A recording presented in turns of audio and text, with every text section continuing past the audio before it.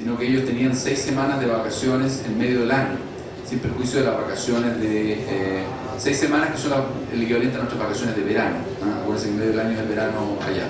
Entonces eran 6 semanas de vacaciones de verano, aparte de las vacaciones de Navidad, etc.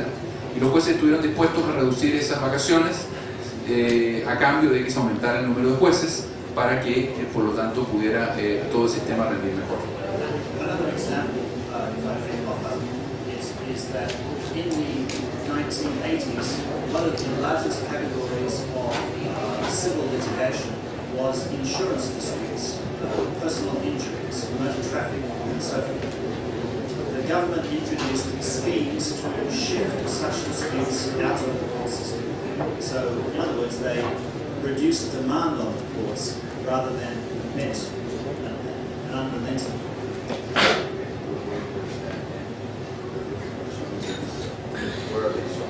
They introduced such schemes as compulsory arbitration, paid for by the insurance industry, by salaried arbitrators rather than by judges, and similar schemes like that, where they were basically diverted from the courts and thereby resulted in more settlements because that process became similarly more predictable.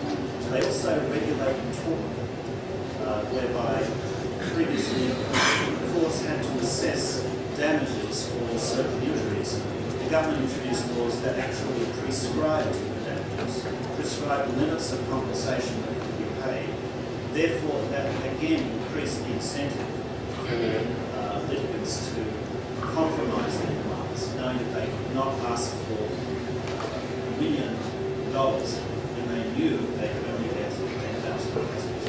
Voy a tratar de que no se me vaya nada, pero él está dando ejemplos de cómo se fue logrando eso. El primero ya lo describimos. El segundo, decía, voy a darle otro ejemplo de las cosas que se hicieron para avanzar en estos 30 años. En el caso anterior, lo que se aumentó fue la oferta, ¿cierto? La oferta de servicios judiciales, más jueces, y cómo se logró aquello. Desde el lado de la demanda, también se trabajó cómo reducir la demanda por servicios judiciales, cómo reducir el ingreso de causas a los tribunales. Un mecanismo fue todo el tema de seguros. Todas las reclamaciones por seguros iban a parar a las cortes en Australia. Entonces lo que se estableció fue un mecanismo en que, o un esquema en que se estableció un mecanismo obligatorio de arbitraje en todas las reclamaciones por seguros previamente. Y árbitros profesionales distintos de los jueces que debían ser pagados por las compañías de seguros.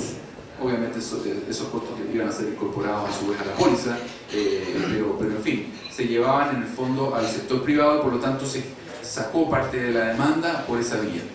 Todo lo que eran reclamos, todo lo que eran situaciones de seguro, me estoy refiriendo al caso de daños personales, generalmente aquellos provocados por accidentes de tránsito o cosas por el estilo. Primer asunto. Y segundo, en general además reformó la ley regulando todo el sistema indemnizatorio.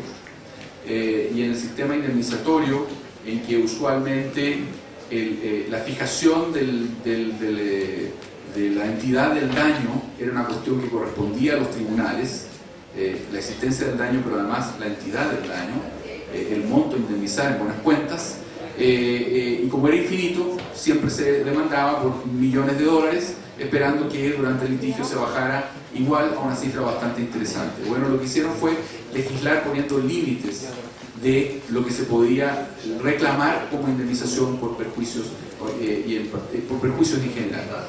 Por lo tanto, nuevamente, sabiendo que había una ley que establecía un tope, nuevamente se generaban incentivos en muchos casos para negociar en vez de ir a juicio, porque nuevamente los casos que se resolvían en la corte empezaban a ser rápidamente predecibles y por lo tanto se sabía el resultado probable.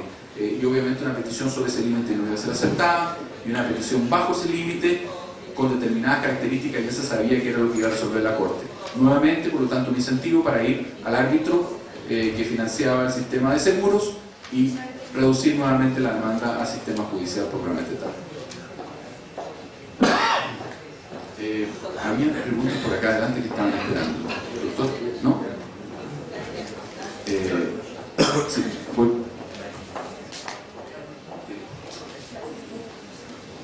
Muy breve. Saber dos datos.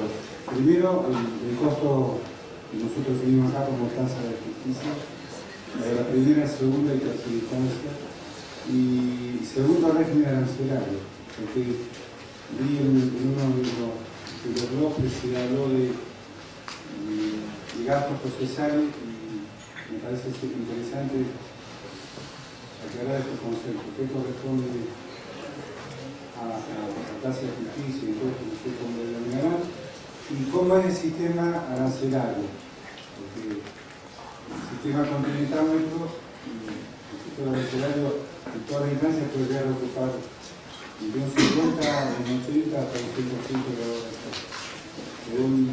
Es importante en el costo de justicia. Perfecto, gracias. Hay una pregunta complementaria. Sí, me interesaría saber cuánto del sistema judicial se solventa con tasa, o supongo que en realidad no es tasa, sino una suerte de fee, y cómo la calculan, para cuál los tribunales. Y para aclararme yo, ¿a qué están llamando sistema arancelario? Sí, el fee es... La inclusión de abogados, procuradores y peritos. Ya.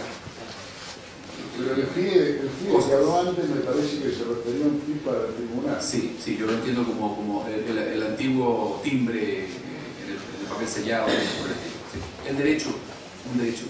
Okay, there have been two questions here. First of all, they want to know the fee for filing a case in the first, second, and third instances. There are, I mean, in courts, in primary courts, in appealing courts, and superior tribunals, if that's the case, if it's differentiated. And secondly, and they're guessing that fee goes to the judiciary. I mean, it's part of their revenue, of their income, and for that matter, it actually finances the system. And secondly, they're wondering if there are also some other fees or rights to be paid, for instance, to the attorneys, and if the court actually states how much is to be paid to the attorneys, and in certain cases, if there's something to be paid to, for instance, expert witnesses or that kind of forensics, and again, who pays for that?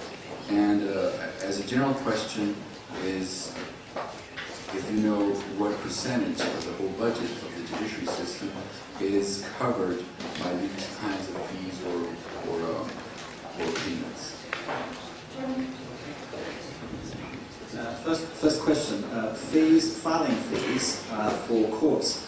My reaction to that question is, there's not much freedom in Australia to choose the level of court in which to litigate. It's not an option, usually, of the litigant. Most cases are channeled by legislation to the basic courts, with very few exceptions. That's the first point.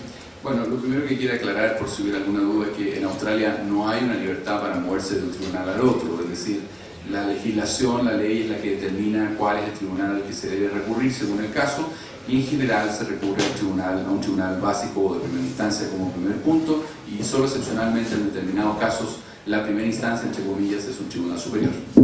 There has been a gradual process over the 30 years of increasing the responsibility and competencies of the basic first instance courts. Y el proceso de los últimos 30 años entre otras cosas, ha avanzado a aumentar las responsabilidades y las materias que cubren los tribunales básicos o de primera instancia, es decir, a ampliar su jurisdicción